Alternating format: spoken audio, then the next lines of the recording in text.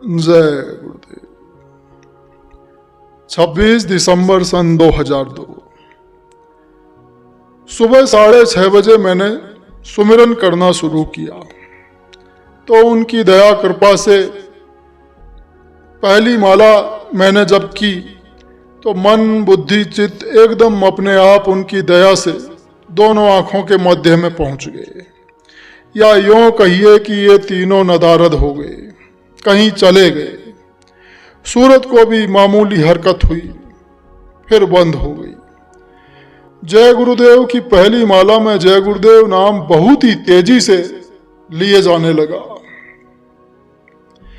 क्या पिस्टन की चलने की रफ्तार होगी। उस समय पूरा सुमिरन समाप्त होने तक मुझे बस यही पता था कि मेरा सिर शेष है, गर्दन से नीचे के शरीर का कोई पता ही नहीं था कि है भी या नहीं। मालूम दे रहा था कि मेरे सिर को काटकर कहीं रख दिया है और उसमें सुमिरन हो रहा था। उस समय की यह दशा थी कि महसूस हो रहा था कि शरीर में सिर के अलावा कुछ होता ही नहीं। और दूसरी बात यह थी कि जिस धनी का जाप हो रहा था उसकी केवल परछाई सामने थी। और तीसरा यह कि शब्द की झनकार सिर के बीचों बीच बहुत दूर, यानी सिर के ऊपर बहुत ऊंचे बड़ी जोर से बड़ी सुरीली हो रही थी। उस सीन को, उस दशा को कोई वर्णन नहीं कर सकता। इस प्रकार का सुमिरन पहली बार ही हुआ है। यह सब परम पूज्य गुरु महाराज अनामी महाप्रभु की दया कृपा से मुझ अधम से अधम निकृष्ट जीव पर उनकी कृपा हुई है। हे दाता, आप कितने दयालु हैं। तभी तो उनके एक कण का भी न पावे कोई पार, उनकी एक कण की महिमा का पार कोई नहीं पा सकता।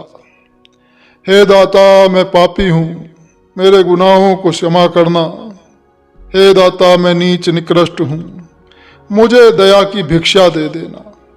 गुरु जी की महिमा परम्पार, क्षण में करावें भव सागर पार। उस समय मुझे सुमिरन के अलावा कुछ पता नहीं था कि शरीर है या नहीं। जो कुछ हो रहा था वो केवल मस्तिष्क में, उसका मैं कुछ भी वर्णन नहीं कर सकता।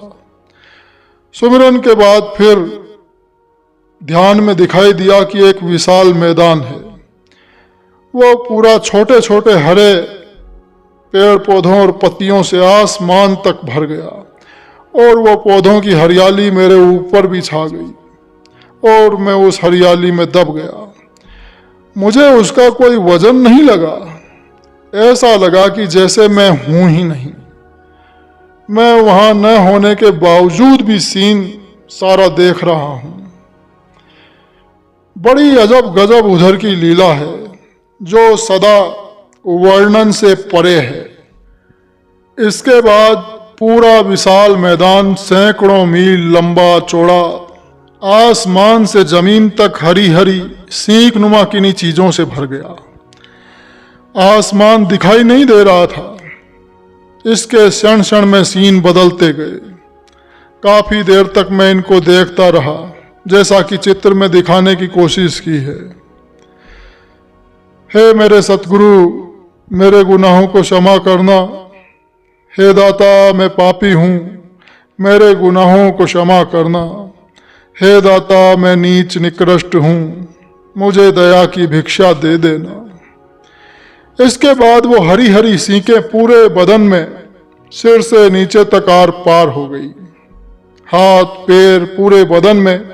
मुझे उनसे कोई दर्द नहीं हुआ। मैं उसे बराबर देख रहा हूं। मुझे अपना सिर दिखाई दे रहा था। शायद आत्मा उससे निकल कर देख रही होगी।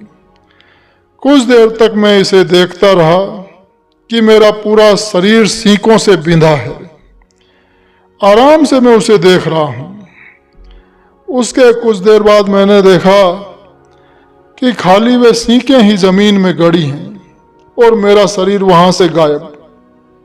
पर फिर भी मैं उन सीकों को जहां मैं बैठा था और मेरे शरीर में आर पार हुई थी, उन्हें मैं बराबर देख रहा था। मुझे मेरे शरीर का कुछ पता नहीं, कहाँ है कुछ पता नहीं, पर मैं बराबर देख रहा हूँ, जैसा कि इन दो चित्रों में दिखाया है। फिर जो सीखें आसमान से जमीन तक थी, मैं उनके क्षण क्षण में बदलते सीनों को बराबर देखता रहा। उसके बाद ये सीन समाप्त हो गए और सैकड़ों मील लंबे चौड़े मैदान के ऊपर एक सफेद मेटल का शेड छा गया। वो शेड बड़ा ही आकर्षक था, बड़ा ही अति अद्भुत। उसमें अजीब अजीब किस्म के सीन क्षण क्षण में बदल रहे थे। उनकी सुंदरता और बनावट क्षण क्षण में बदलते सीनों का कोई वर्णन नहीं कर सकता। इस विशाल शेड के नीचे न तो कोई पोल था, न कोई खंबा था। किस पर टिका था वो गुरु महाराज जाने। गुरु महाराज जाने उनकी लीला। उनकी दया से मैं इसके क्षण क्षण में बदलते सीनों को देखता रहा। इसके अलावा और भी अनगिनत सीन क्षण क्षण में बदल रहे थे, जिनका वर्णन इंसान की सीमा से बाहर है, क्षमता से बाहर है। इन सीनों को मैं सुबह 6:30 बजे से 8:45 तक देखता रहा। यह सब गुरु महाराज की दया से देखा। वहां की लीला बड़ी अजीब है, अपरंपार है। हे दाता दयाल, आपकी लीला अपरंपार, क्षण में करावे भव सागर पार। हे अनामी महाप्रभु, आपके कण का विस्तार और महिमा को कोई नहीं जान सकता। हे दाता, मैं पापी हूं, मेरे गुनाहों को क्षमा करना।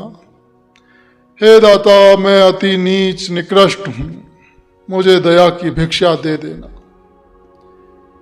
जय गुरुदेव।